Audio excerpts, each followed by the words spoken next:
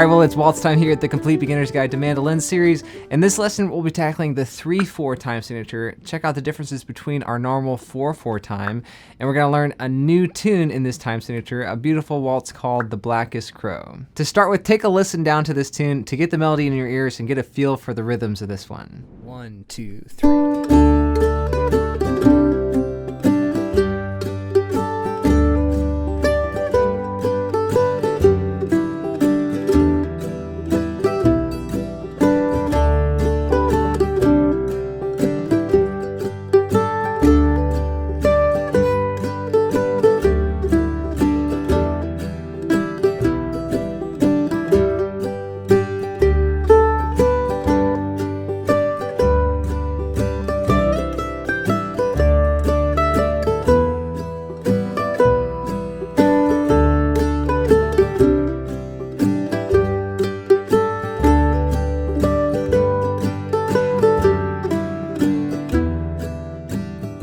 Alright, so if you've never played in 3/4 time before, you can already tell that there's something different about this melody. All the other tunes that we've looked at so far in this series have been in 4/4 time, which is probably the most common time signature out there. And remember, that stands for having 4 beats in the measure, and every beat is signified by a quarter note. That's what that bottom number is for. So when you come over to 3/4 time, here we have a 3 on top, which lets us know that there's 3 beats in the measure. Then that 4 on the bottom is still letting us know that the quarter note still gets the beat. So instead of having 4 beats in the measure like this, 1, 2, 3, 4, 1, 2, 3, 4. Now we just have 3 notes in the measure, so it sounds something like this. 1, 2, 3, 1, 2, 3. And it's a pretty subtle difference, right? Even though we're changing the time signature, it doesn't mean that we have to speed up or slow down or change any of the rhythms of the song. All we're doing is we're taking 1 beat away from that measure. And that new group of 3 beats in every measure is what gives us this waltz feel in 3/4 time. If you've ever danced a waltz, you know exactly what that feels like, right? So now that we know how this time signature works, let's check out how to play a melody in this time signature. So grab your PDF handbook and let's tackle this transcription together. We're on pages 37 and 38, and if you don't have your own copy of this book already, you can grab one over on my Patreon page at the link above. An interesting thing about the form of this song is that we have an A section that repeats at the beginning of the song, and then we have a B section that doesn't have repeats. Then to finish up the song, we play one more additional A section to really wrap things up. So the form of the song is A, A, B, A. And we'll start out by checking out this A section. Here's the first phrase of the melody.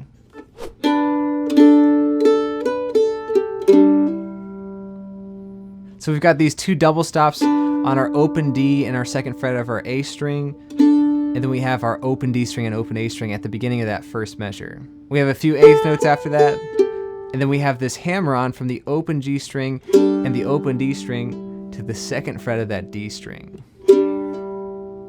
Let's try that all together.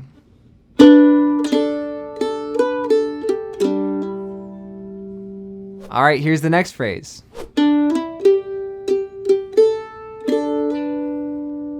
All right, another hammer-on here from the open D string and open A string to that 2nd fret on the A string.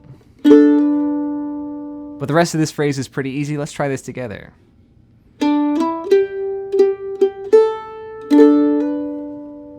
On to phrase 3, here we go.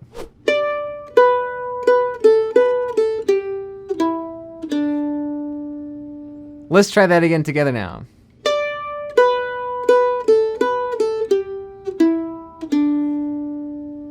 Then to finish off the A section, here's that turnaround phrase. All right, once with me now. All right, so you got this. Let's try once through the A section with the backing track now. 1, 2, 3.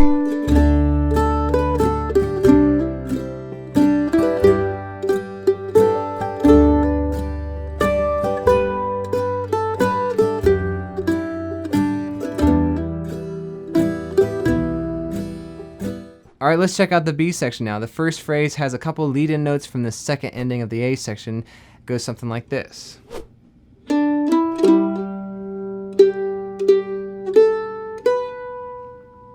So now we're hammering on from the 2nd fret of the D string to the 5th fret while that open G string rings out. Let's try this phrase together as well.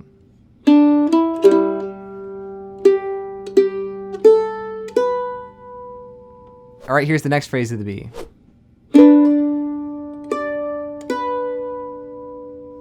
That's really easy. You got that, right? All right, this next phrase is a little bit busier. We have a slide coming up and a lot of eighth notes. Check it out.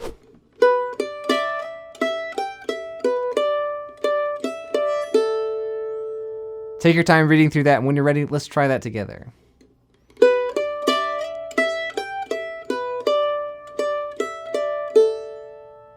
And then the last phrase of the B section goes like this. Easy, right? Try that with me.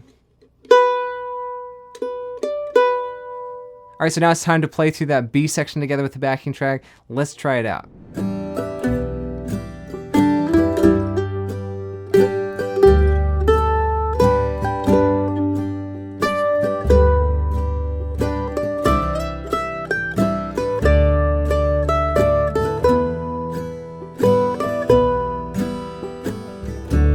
All right, on page 38 of our transcription book, that's where we have this repeated A section at the end of the tune. So remember, we only play through that B once, and then we play an extra A section at the end to round things out in the melody department. But this A section is pretty much exactly the same as it was earlier, so you already know the entire tune now. So when you're ready, let's play through the Blackest Crow from start to finish with that backing track and transcription on screen. 1, 2, 3.